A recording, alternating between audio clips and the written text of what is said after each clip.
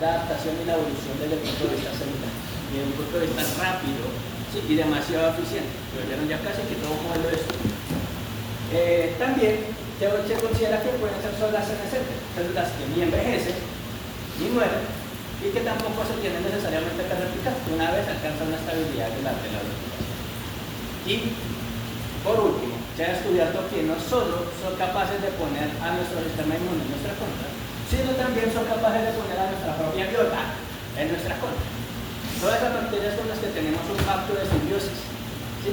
Pues las células tumorales pueden manipularlas también para que empiecen a trabajar para ellas al cambio de cada nosotros.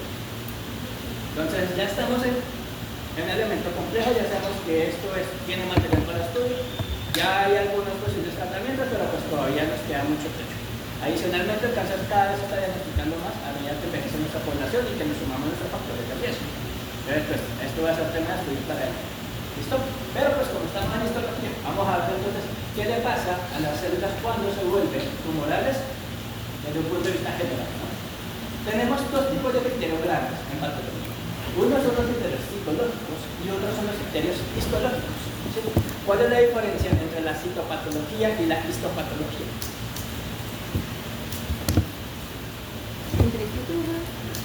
Citopatología versus histopatología. La histopatología es más relacionada con la estructura de los tejidos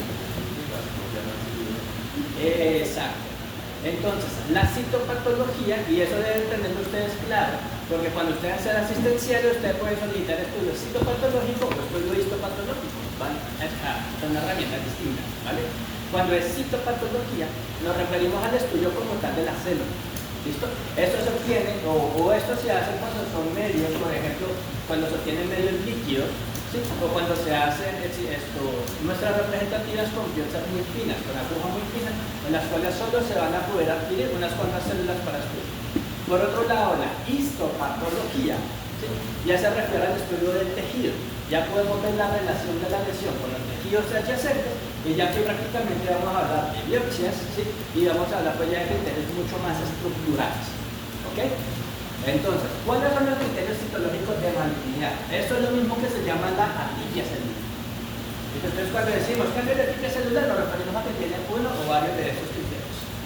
Uno de los más importantes viene siendo la alteración del ratio núcleo-citoplasma. Eso lo van a escuchar bastante. ¿Qué significa eso?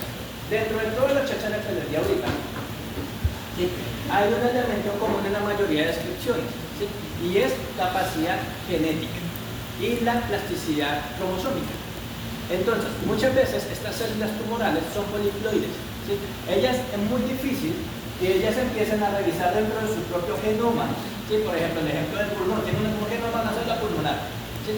Que ella se ponga a revisar exactamente cuáles voy a inactivar y cuáles voy a reactivar para poder metastasizar al estómago, por ejemplo. Entonces, ¿qué hacen muchas de ellas? Pues simplemente crea una copia del genoma. Si tengo un genoma pulmonar aquí y crea una copia del genoma que sea más como para un fenotipo gástrico, por ejemplo. ¿Listo? Entonces empieza a crear múltiples copias de los cromosomas. ¿Sí? Llegan a ser 4, ya no son 2N, sino llegan a ser 4N, 8N, 16N, lo que quieran. ¿Vale? Eso hace que el núcleo, que es donde se debe guardar ese material, pues obviamente va a empezar a agrandarse, ¿vale? Se va a enriquecer de ácidos nucleicos, ¿listo? Y va a empezar a tener mucha más proliferación y mucha más actividad, precisamente porque necesita también aumentar su actividad replicativa. Del mismo modo, el citoplasma, ¿sí? Que es donde están las organelas para establecer una función, pues se les empieza a volver un poco más innecesaria para muchas de estas células. ¿Sí?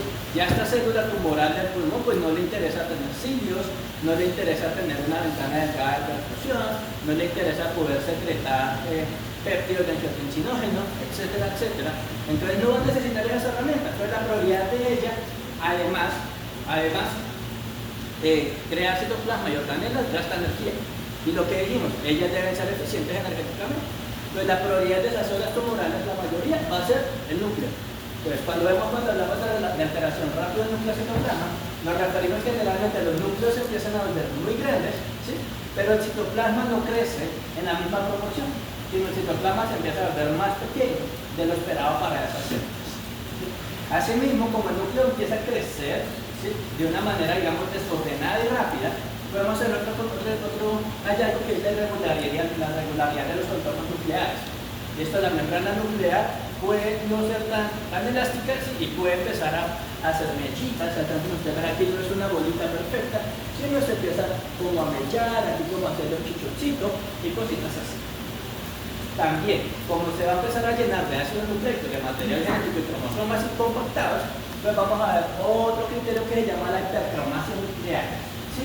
¿Qué significa? Simplemente que el núcleo se va a ver mucho más coloreado o de una tonalidad mucho más intensa de lo que se espera para ese tejido. Hay otro término que va por ese sentido, que también es la anisonucleosis. Entonces, como ustedes pueden ver aquí, miren que hay un núcleo grandote y al lado hay un núcleo mediano y aquí tenemos un núcleo muy chiquitico. Eso es anisonucleosis. La mayoría de tejidos se caracterizan porque los núcleos deben ser del mismo tamaño, ya que todas las células van a cumplir la misma función. En un tejido tumoral, pues como las células están cada quien por su lado, ¿sí? Ellas están probando cada una sus propias rotaciones y lo que sea, entonces los núcleos empiezan a hacer unos más grandes, otros más chiquititos, van a cambiar. O sea, profe, la diferencia de pleomorfismo es como que el núcleo adquiere diferentes formas. Eso es la yo no he dado todavía pleomorfismo. Todavía estamos hablando sobre el núcleo. ¿Listo? Entonces, alteración de redes de nucleosomas, irregularidad de contornos nucleares, hipercromasia y anisonucleosis. ¿Listo? Luego viene el otro término, entonces, que es el pleomorfismo. Cuando hablamos del pleomorfismo, nos referimos al cambio de la forma de la célula, del citoplasma. Pero ya aquí yo no me estoy refiriendo a la forma del núcleo, sino que miren que las células son muy diferentes. ¿Listo? Miren, esta está alargada, esta está bonita, alguna más chiquitita. Si la célula normalmente es circular, se puede volver aplanada. Si la célula normalmente es de un epitelio cilíndrico, se puede volver poliédrica. ¿Sí? Eso es pleomorfismo, hay diferencia en la forma como tal de la célula.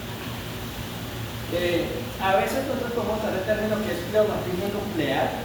¿Sí? Eso es básicamente lo mismo que la regularidad de los contornos. Esto que significa cambio en la forma específica de los núcleos. Pero pues ya son juegos de palabras. ¿Okay? También, como estamos en un epitelio proliferativo, en una lesión proliferativa, pues es esperable que haya un incremento en la mitosis. Asimismo, cuando estas mitosis son desordenadas, es lo que nosotros llamamos mitosis atípica. Y aquí, en los tumores generalmente no vemos la mitosis como ustedes la vieron en biología celular, eso de profase, metafase, anafase, telofase. Eso lo vemos en tejidos normales.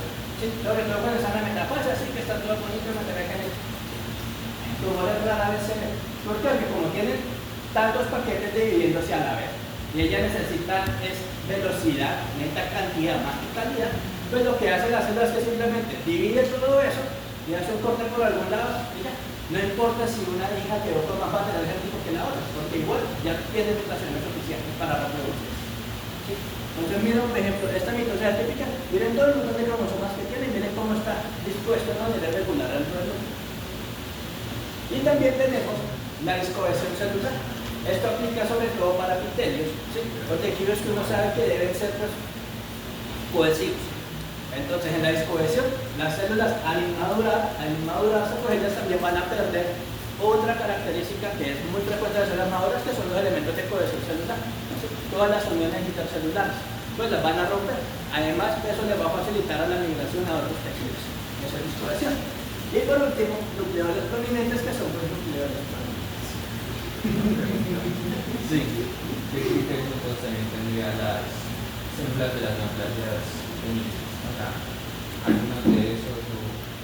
Listo. Aquí estamos hablando únicamente de citología de Mannington. Aquellos criterios de benignidad, eso lo tratan en la otra clase más de benignidad.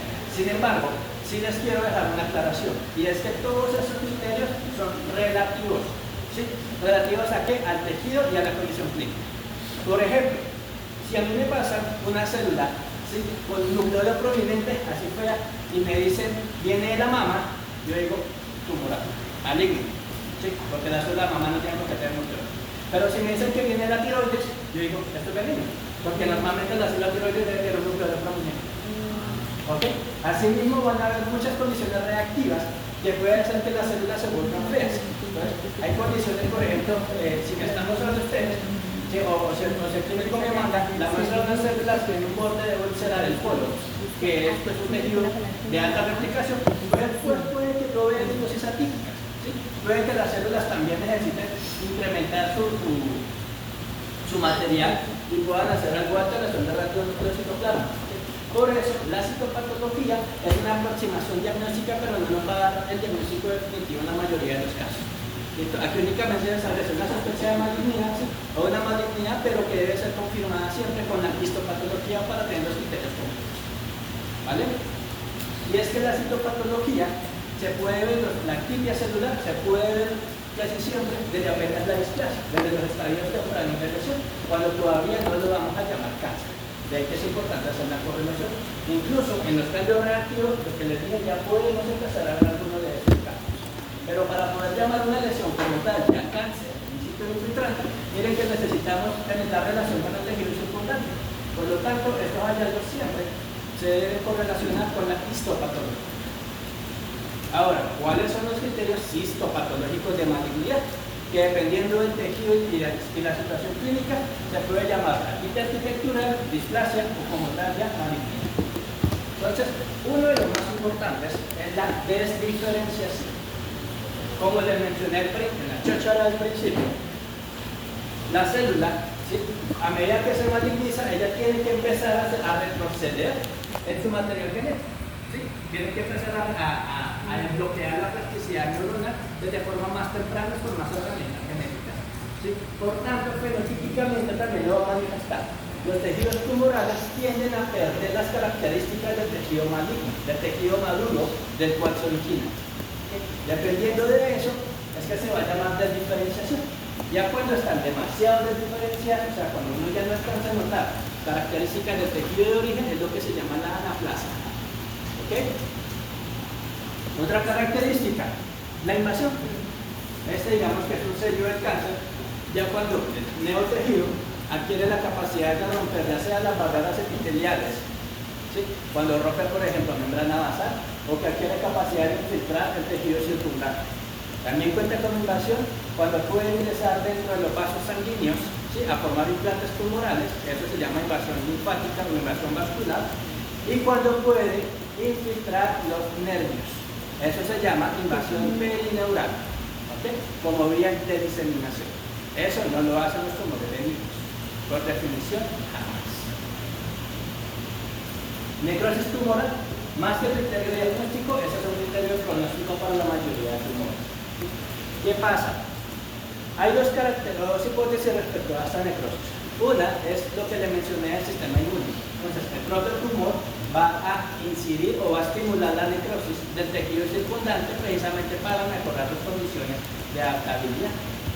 Pero también sucede que a veces los tumores crecen rápido, demasiado rápido aún para ello. Y eso hace que el tejido nuevo formado entre en un estado de isquemia. Y esa isquemia pues, puede ocasionar una necrosis. ¿Vale? Lo mismo, o sea, como que crece tan rápido que aún así supera su capacidad de necrogénesis y supera su capacidad de eficiencia energética. Como eso sucede, el tejido se va a empezar a necrosar. Pero pues uno sabe que si hace necrosis tumoral, es de rápido crecimiento y generalmente eso significa mal pronóstico. ¿Okay? Otro de los hallazgos, angiogénesis, obviamente, ¿sí? Ya lo hablamos, pérdida de arquitectura y polaridad, sobre todo aplica para los carcinomas, en donde estamos acostumbrados, donde tenemos ya descrito cómo debe ser la polaridad, o sea, la localización de cada una de las estructuras celulares. Que si en este criterio el núcleo tiene que ser redondito y tiene que ubicarse en el tercio inferior, ¿sí? Y encima vamos a ver una vacuola y bla bla bla, porque ustedes aprendieron en histología. Pero en el tumor, pues como no le importa igual mantener ese orden, ¿sí? Y los núcleos se pueden trasladar o se pueden mover, pues vamos a ver eso. Pues vamos a ver que los núcleos ya no están en el tercio inferior, sino en el tercio medio, ¿sí? O que nos van a coger la mayoría de componentes celulares. Todo eso es lo que se llama pérdida de polaridad. ¿Okay? La inflamación, por supuesto, generalmente alrededor del tumor y metástasis. Así ya está, ya porque ya lo tienen claro, que si un tumor hace metástasis, eso es metástasis maligna, sí o sí, y además es de alto. ¿Okay? Pero pues en patología, con esos criterios nosotros podemos decir maligno o maligno. ¿Listo? Vale. Arroba que con eso será que ya es suficiente para el oncólogo, para el paciente. Lamentablemente no. Si nosotros decimos listo, ya sé que esto es maligno, tengo que hacerme la siguiente pregunta. ¿Y cómo le voy a llamar? ¿Sí? exactamente qué tipo de malignidad es la que me estamos enfrentando. Entonces, vamos a ver ahora los criterios de clasificación. Este es el más general, el primordial, el básico, el elemento. ¿Sí? ¿Quieres clasificarlo según origen o según linaje? También lo llamamos así. Entonces aquí ya se nos acuerda mesodermo, ectodermo, endodermo, y que ahí van a salir, digamos, los tejidos básicos. Los epitelios, incluyendo las glánulas, ¿sí? Que cuando se maligniza, ¿cómo se va a llamar? Un carcinoma. Exactamente. ¿Sí? Si es de la glándula, adenocarcinoma. Carcinoma. El mesénquima, que nos va a incluir tejido blando, tejido adiposo, músculo liso, músculo estriado, tejido nervioso, hueso. ¿Cómo se va a llamar? Sarcoma. Exactamente. Y el hematolinfoide, que nos incluye tejido de sangre, nos incluye ganglio linfático, nos incluye timo, nos incluye vaso. ¿Sí? ¿Cómo se va a llamar? Linfoma es un diagnóstico más específico, leucemia es un diagnóstico más específico, algo más general, que es simplemente una neoplasia hematolinfática. Y las células precursoras, ellos nos van a generar lo que llaman los tumores terminales. Dentro de estas neoplasias linfoproliferativas, pues vamos a tener leucemias, linfomas, de pronto histiocytosis, todo lo que se origina en el sistema de células del sistema inmune. ¿Qué es importante hacer? Sí, esto es un abordaje básico inicial en cualquier caso de oncología, porque con esto ya se puede establecer, digamos, estudios iniciales o incluso manejo inicial. Como un ejemplo, los carcinomas son tumores que, como se originan de epitelios, los epitelios generalmente tienen una alta capacidad replicativa. Por lo tanto, los carcinomas tienden a expandirse más rápido, ¿sí? Y a ser más susceptibles a una quimioterapia. ¿Sí? En la quimioterapia suele entrar en las células de alta replicación. Mientras que los sarcomas tienden a ser tumores más resistentes pero de replicación lenta. Por tanto, suelen ser más susceptibles a hacer la radioterapia como manejo inicial o de una ejercicio quirúrgica. La neoplasia linfoproliferativa es que siempre tiene ya perfiles específicos de tipo molecular, entonces son muy susceptibles a hacer manejo de algo con terapia diaria. Y los tumores germinales, pues dependiendo ya del tumor, se puede comportar como corporales. ¿Okay? Entonces, esto es un término general y digamos que muchas veces lo que necesita para un diagnóstico inicial el cirujano o el oncólogo es que le digamos, estamos en un carcinoma, en un sarcoma, o en una neoplasia linfoproliferativa. Pero con eso no nos vamos a quedar tampoco tranquilos. ¿Sí? ¿Por qué?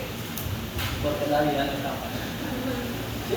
No puede ser tan fácil, ¿sí? Porque el cáncer no es fácil, no es algo sencillo.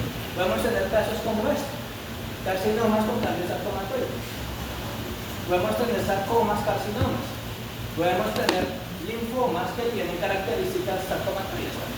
¿Okay? Podemos tener mezcla de ambas cosas, que hacen que desde el punto de vista histopatológico, ¿sí?, sea difícil decir algo tan básico como si estamos en un carcinoma o en un sarcoma. ¿Sí? Asimismo, si bien yo les dije una generalidad, ¿sí?, pero pues veremos que dependiendo del tejido que se origina, ¿sí?, los comportamientos van a ser totalmente distintos, incluso las técnicas de abordaje van a ser distintas. Por eso vamos a tener 3 cortes de esta semestre prácticamente para estudiar tejido protegido y órgano por órgano, de las más importantes. ¿Sí? Y es que tenemos que elegir uno de estos nombres, básicamente. Entonces, esto es un ejemplo de la lista de diagnósticos tumorales para tumor de tejido blando. Únicamente tejido blando. ¿Sí? Especialmente de tipo fusión. Tenemos listas similares, ¿sí?, para hueso, listas similares para estómago, para mama, para cerebro, todo órgano, todo tejido va a tener su lista diagnóstica. Y depende de la precisión del patólogo, poder establecer los criterios suficientes para saber cuál de todos esos diagnósticos es el que tiene el paciente. Y con eso es que realmente se le va a dar la terapia que necesita. ¿Cuáles son los criterios que necesitamos? Los más importantes, y algo que se les suele olvidar, ¿sí?, es la clínica. Ojalá que a ustedes no, porque sí, a muchos de nuestros colegas se les olvida que es importante que el patólogo cuente con la herramienta clínica para poder hacer diagnóstico. ¿Cuál es la información general, la que pedimos para la mayoría de casos? Primero, saber al menos el sexo. ¿Sí? Piensan que con solo el nombre ya lo podemos determinar, pero pues yo pensé que el niño no sabe. Entonces nos interesa saber que nos digan si es hombre o mujer, ¿vale? ¿Por qué? Porque si es una mujer, pues de pronto yo voy a pensar en diferenciar de un cáncer de próstata. O si es un hombre, y si yo estoy pensando que esto puede ser una metástasis de mama, pero es un hombre, va a ser menos probable, voy a pensar en otras opciones diferenciales. Lo mismo, la edad. Hay tumores que son prácticamente patrimonio de grupos etarios. ¿Sí? Hay tumores de niños, hay tumores de adultos jóvenes, hay tumores de adultos mayores. Localización. ¿De dónde caramba me mandan ese tejido? Si el paciente llega únicamente con el frasquito, sin ningún tipo de edad, y yo veo piel, yo lo voy a reportar como piel. Y yo digo, listo, ¿no? Pero el paciente me dice, doctor, pero eso cómo va a ser una piel que me lo sacaron de adentro de la barriga. ¿Una dentro de la barriga? ¿Sí? Puede ser un tumor que está haciendo deformación ectodérmica, que es lo más probable.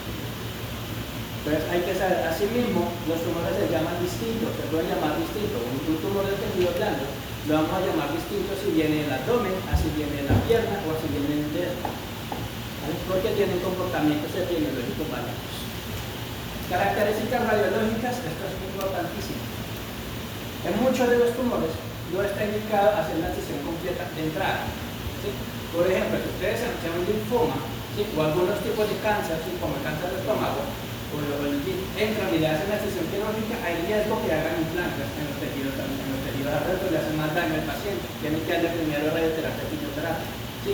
Por eso es necesario que el clínico tenga primero una abordaje de diagnóstico. Para tener la abordaje de diagnóstico, ellos hacen muestras pequeñas, nos mandan únicamente una biopsia, no el tumor completo, sino una biopsita, y con eso nosotros les establecemos el diagnóstico. ¿Sí? Pero pues para nosotros es importante saber, ¿sí?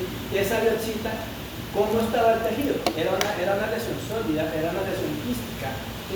Era una lesión diseminada, una lesión única, ¿sí? Era una lesión hiperintensa, hipointensa. Eso nos va a ayudar a nosotros bastante. ¿Okay? ¿Qué tan grande era también? Y por supuesto no estaba localizado. Asimismo, los distintos tumores van a poder afectar estas moléculas que son marcadores bioquímicos.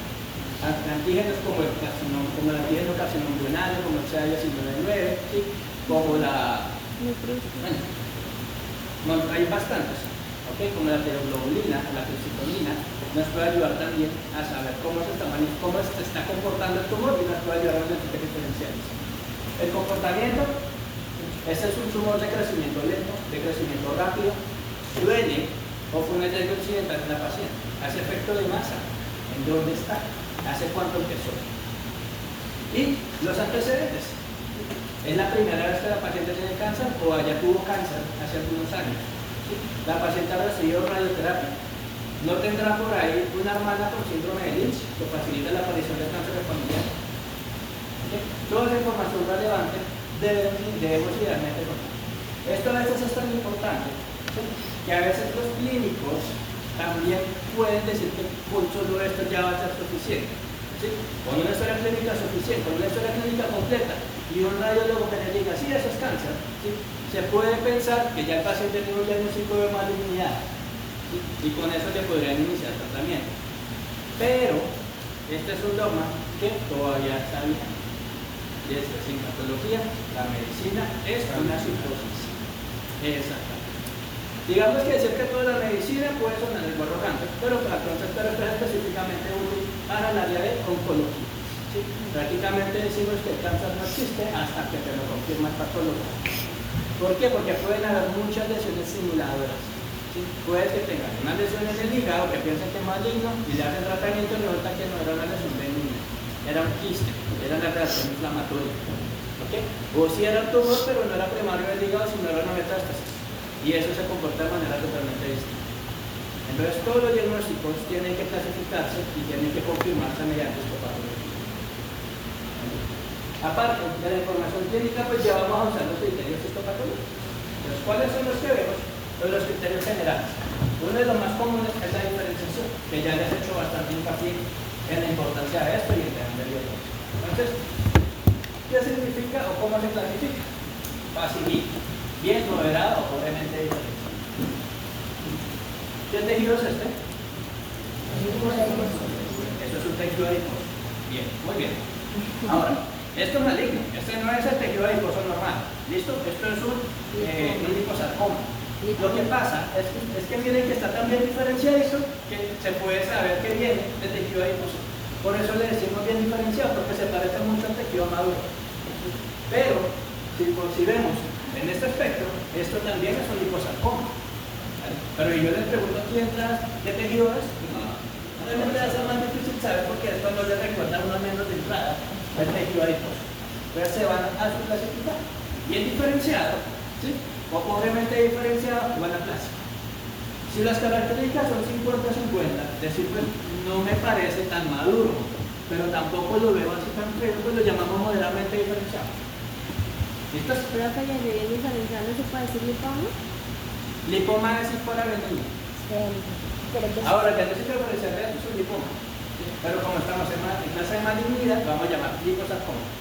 Lipoma benigno, liposarcoma maligno, pero bajo o bien diferenciado. y ahí entonces aplicaríamos las características que vimos anteriormente de pleomorfismo, o sea, el bien diferenciado incluso se nota eso. Exacto.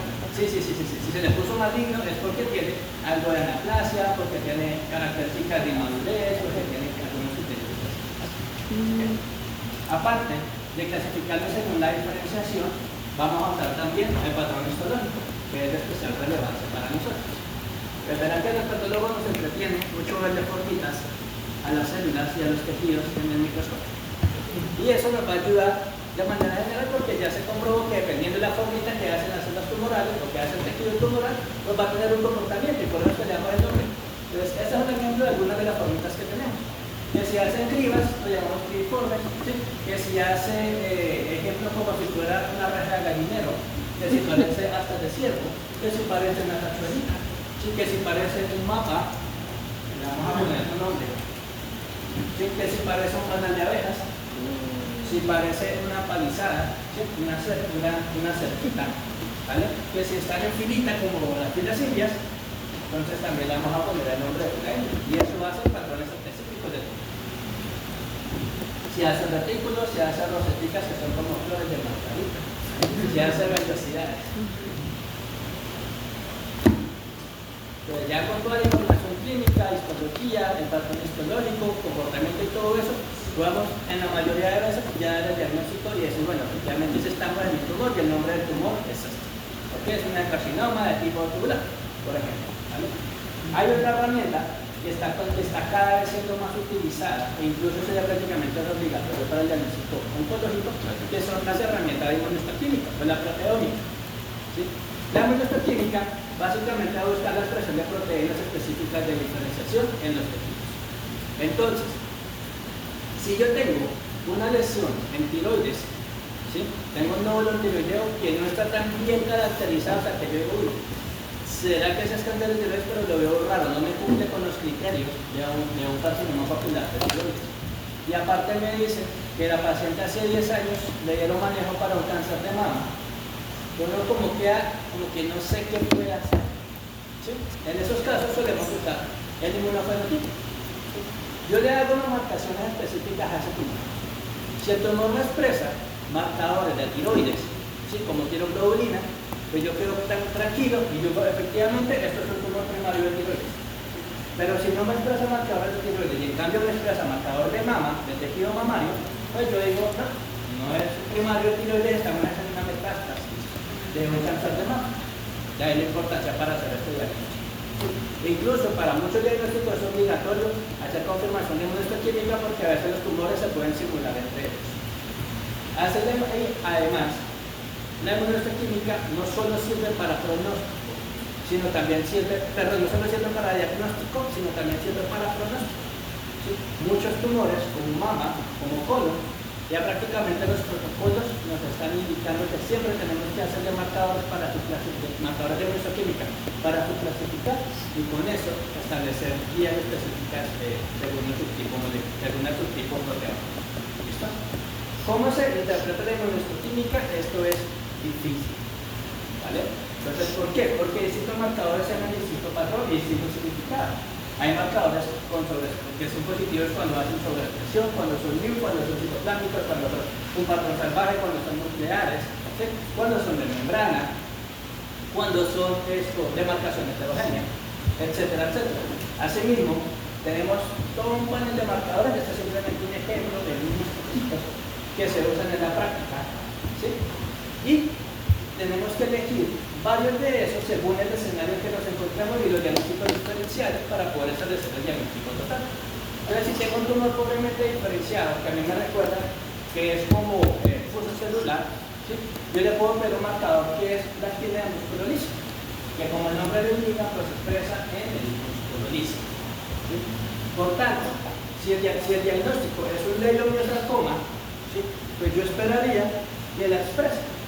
¿Sí? Pero si mi sospecha es que estaba ante un melanoma, pues los melanomas no van a expresar la actividad de músculo liso. ¿Listo? Y así jugamos con el resto de marcadores para dar el diagnóstico de ¿sí? Aquí va mi mensaje. La marcación inmunohistoquímica es especialidad de patología. ¿Listo? Si vienen los artículos, a veces los técnicos pueden sugerir algunos marcadores, ¿sí? Pero realmente quien debe solicitarlos y quien debe interpretarlos es el patólogo. Porque esto es un elemento muy complejo, ¿okay? Y es una herramienta muy práctica, pero que también puede generar mucha confusión si no se tiene las precauciones necesarias. Y por último, tenemos las clasificaciones moleculares. Esto ya, digamos, es la nueva generación, que es mucho más usada en hospitales donde tienen, digamos, más recursos, en hospitales de otros países, ¿listo? Pero igual las guías y la práctica está haciendo que cada vez se vuelva más necesario. Esto ya es, y aquí ya entramos en lo que llama la era de la medicina de precisión, que es la de la patología de precisión. ¿Sí? Y se debe a que no solo vamos a atacar al tumor por cómo se ve, sino por cómo está estructurado en su propio genoma. ¿Vale? La presencia de mutaciones específicas nos dan herramientas de cómo nos dan herramientas de conocimiento de comportamientos específicos y de susceptibilidad específica a los tratamientos que tenemos disponibles. ¿Cuáles son las herramientas con las que se hace clasificación molecular? Estas son las más usadas. ¿Okay? La primera que son secuenciaciones de ADN, especialmente la secuenciación tipo Sanger, en la cual hacen duplicación del exoma completo, ¿sí? De las células tumorales y las comparan con el exoma del paciente, de las células no tumorales. ¿Sí? Entonces, ellos cogen los dos materiales genéticos, ¿sí? Y luego miran las diferencias, en donde vamos a tener alteraciones en las paredes de bases. Y con eso pueden saber las mutaciones, ¿sí? Que tenía el tumor respecto al genoma original del paciente. Sirve para detectar, el detalle es que es costoso y es largo porque requiere duplicar la totalidad del genoma del paciente. Otro, que es un poquito más específico, es la reacción en cadena de polimerasa o las PCR. En las PCR nosotros ya tenemos identificado cuáles son los problemas de cada tumor. Entonces, cuando uno estudia el cáncer, ¿sí? Si yo estoy en un cáncer papilar de tiroides, pues yo ya sé el panel de genes del cáncer papilar de tiroides. El cáncer de mama, el panel de genes del cáncer de mama, y así sucesivamente. Pero yo tengo que secuenciar todo el exoma del paciente, sino únicamente puedo solicitar del laboratorio que me amplifique, ¿sí? dentro del genoma del tumor determinadas regiones. Y si las regiones se amplifican, es que tiene la mutación. ¿Okay? Otra herramienta es la validación in situ. Este es el niche, ¿sí? Que dependiendo de la técnica va a recibir nombres. Puede llamarse dish, fish, dish. Si termina con niche, estamos hablando de creación in situ, que son técnicas de inmunofluorescencia. ¿Okay? Entonces, aquí se van a colocar radioisótopos marcados con colorcitos para buscar también proteínas específicas, ¿sí? O para buscar secuencias específicas dentro del ADN. Especialmente útil para la confirmación del ER2 dentro de la estratificación del cáncer de mama. Y también está calada ahorita en estómago. Los DNA microarrays no se usa tanto, ¿sí? Porque un DNA microarray es básicamente como una PCR, pero grande. Aquí se establecen cada uno de estos, son mutaciones específicas, genes específicos del tronco de los pacientes. Entonces se usa por ahora más que todo como para investigación, o cuando los tumores se sospecha que tienen múltiples y bastantes mutaciones. La transcriptómica, o la llamada PCR de transcripción inversa, ¿sí? Es muy similar a la PCR, pero más barata, más rápida, ya que aquí no estamos duplicando ADN sino ARN, pero la actividad clínica en oncología sigue siendo limitada. Esto se usa más que todo en hipertología.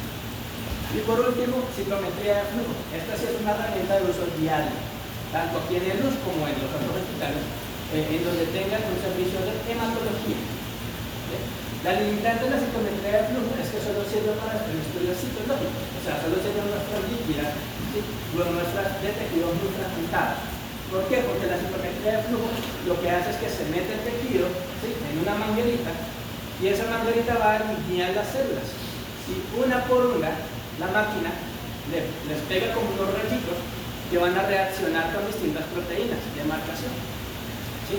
Uno coloca el panel, 5 o 10 proteínas, ¿vale? Y luego la máquina establece con eso cuál es el perfil proteico de cada una de las células y me la va ubicando como puntico en una gráfica. Entonces, si las células tienen determinado perfil, puedo decir que son granulosos. Si tienen otro perfil, son monocitos. Si tienen otro perfil, son linfocitos.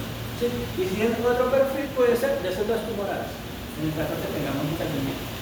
¿Okay? Esto es una herramienta biológica indispensable y principalmente se usa en hematología por lo que nos describe la biología que dice tanto está calando clasificación molecular que incluso ya las nuevas guías, ¿sí?, nos están obligando prácticamente a reclasificar nuestros tumores. Antes, si yo tenía un tumor en el sistema nervioso central que se parecía a un astrocito, pues yo le ponía astrocitoma. Si se parecía a una microbia, pues yo le colocaba un oligonucleótido. Si no se parecía a nada, le ponía un glioblastoma. Ahora, con la nueva clasificación, por ejemplo, me dice que para tal, la cosa no es tan fácil. ¿Sí? Tiene que hacer usted primero una mutación. Tiene que identificar el IDH1 y IDH2. Dependiendo de cómo se comporte, tiene que hacerle o una P53, o tiene que hacerle una PCR o un FIS para determinar si hay pérdida del UP19. Dependiendo de cómo eso se exprese, ahí usted le va a poner si es el síntoma bólico de hidrogen. Y adicionalmente le tiene que hacer estas mutaciones, el PT o el CDKN2A. Y con eso también le puedo poner otro nombre específico. ¿Okay? O sea, ya ahora las nuevas clasificaciones, los nuevos nombres tienen que venir con perfil molecular. ¿Sí? Esto cala principalmente en tumores del sistema nervioso central, en tumores renales. Si llegan a ver la lista de tumores renales, incluso ya hay un capítulo que es únicamente tumores renales con clasificación molecular. En pulmón, en mama, y para allá vamos con tiroides, con hígado y con estómago. ¿Quién le pone los tumores? Por supuesto. ¿Quién le pone los nombres? Por supuesto no somos nosotros. ¿Sí? Nosotros no nos los inventamos. ¿Sí? Que si le veo esta formita, pues voy a ponerle así, voy a ponerle mi nombre. Nos guiamos de una gente mayor que viene siendo la OMS. La OMS publica con cierta periodicidad una actualización en libros, ¿sí?, de cada uno de los tumores por cada órgano o sistema.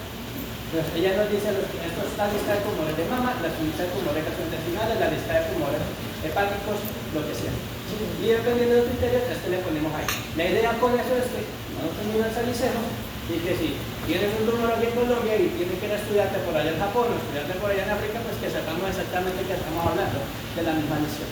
¿Okay? Ahora hagamos un ejemplo rapidito. ¿Qué tejido es este? ¿Qué órgano es este? ¿Deben algo raro? Bueno, tiene sobre las californias, pero en el color. Puede ser un color derecho. ¿Listo? ¿Algo raro? No. No, porque es un color normal. Listo. Ahora, de este color normal, nos dicen que tiene esta cosa. Ok. ¿Cómo se llama esto?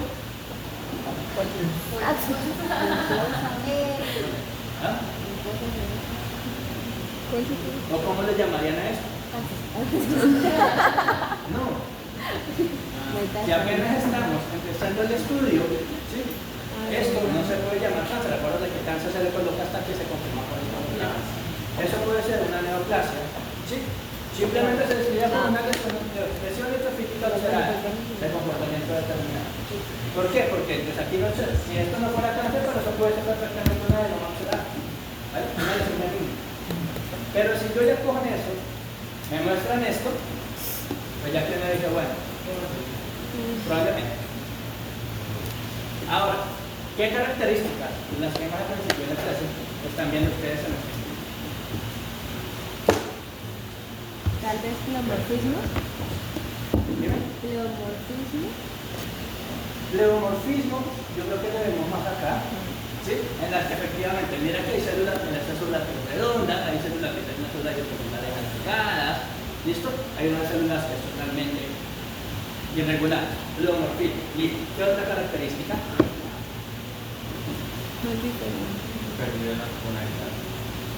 Pérdida de polaridad, exactamente. Miren cómo normalmente en el epitelio los núcleos tienen que ir en línea y tienen que ir hacia el tercio basal, ¿sí? O hacia la mitad basal del epitelio. Acá los núcleos, este se ve mejor. Miren que los núcleos hay unos aquí abajo, hay unos aquí arriba, ¿sí? Hay unos en la mitad, hay unos que ocupan casi todo el citoplasma. Pérdida de polaridad. ¿Qué otra característica? La arquitectura también. Bien. Pérdida de la arquitectura también.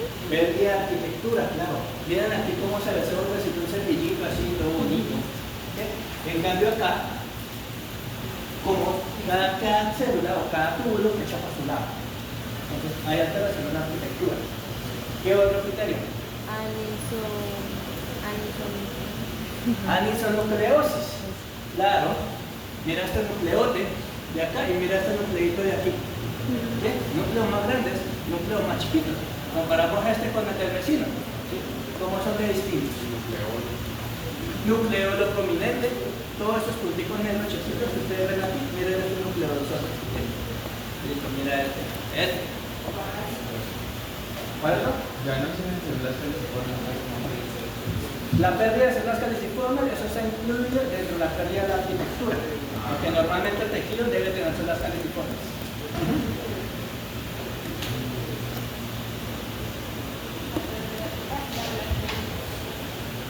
La pérdida de la relación núcleo-citoplasma también, mira por ejemplo, normalmente debe ser únicamente el tercio basal y mira por ejemplo esta, que está ocupando casi todo el citoplasma de la célula. Y una muy importante, Metástasis. no puedo decir metástasis porque estoy viendo únicamente el tejido primario. Angiogénesis, bien, miren aquí. Bien, no vacío. Y lo otro es esto. Miren cómo está bonita la membrana y cómo ella no atraviesa cuando se mete debajo de esa membrana. Pero acá, miren que uno no sabe por dónde va. Incluso ya hay células que están dentro de la muscular. Entonces, esto es infiltración. ¿Listo? Exactamente seguro. Y otro. La fase inflamatoria. La fase inflamatoria cardiopulmonar. ¿Ok? Igual aquí pueden comparar el tejido normal con el tejido tumoral. ¿Sí? ¿Cómo cambia? La forma de circulación. Yo ya con esa herramienta, ya sabiendo la macro, sabiendo la clínica, ¿sí? Pues ¿qué hago? Vengo a la OMS y esta es la lista de los tumores de polio, específicamente. Entonces yo miro entre esta lista, ¿sí? Según las características, pues a qué diagnóstico corresponde, que en este caso sería un adenocarcinoma de tipo no especial o de tipo NOS. Y así es como se hace. Por última, la cuñita, si bien uno está acostumbrado o no tiene la imagen que las cánceres siempre son lesiones expansivas, grandes, como esta, ¿sí? Que pueden ser incluso oclusivas, pero pues también se pueden presentar como esta. Son lesiones que aparecen como una cicatriz, que son irradiadas. Sí, miren cómo se mete de manera difusa dentro del tejido. Este es un parénquima de qué? ¿Qué tejido es? ¿Qué órgano? ¿Ah? Mama. Una glándula, ¿qué? No, no supra. Mama. Mama, es una glándula mamaria. Y este es el aspecto clásico del cáncer de mama, en estadio inicial. ¿Sí? Miren que es sólido, ¿ok? Y que se mete de manera difusa. Esto lógicamente ya no se van a dar algunas clásicas, sino como estos nidos atípicos que se meten dentro del parénquima. Esto es un carcinoma ductal de mama, que en este caso yo no me puedo quedar únicamente diciendo carcinoma ductal de mama, sino que además siempre voy a tener que mandarle a hacer clasificación inmunofenotípica.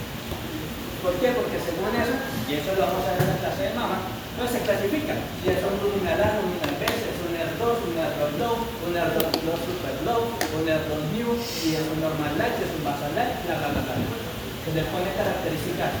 Y con ese apellido ya es que se determina el tratamiento. ¿Listo? ¿Alguna pregunta? Profe, en la diapositiva anterior, ¿cómo sé que es ductal? ¿Cómo sé que es ductal viendo la placa? Porque tiende a formar como bolitas, como ducticos, mira, como un tubulito en alguna de ellas. Ok, ok, gracias. No es sencillo, no es sencillo, no te preocupes. Ah, No, es, digamos, ductal, incluso se llama ese tipo no específico. también se pueden clasificar en lobulares, ¿cierto? ¿O no? Sí, lo que pasa es que el ductal en este caso, si bien tiende a formar ductos, se llama más es porque se origina de la célula ductal. Pero el patrón es un específico, hace cualquier tipo de patrón. Gracias.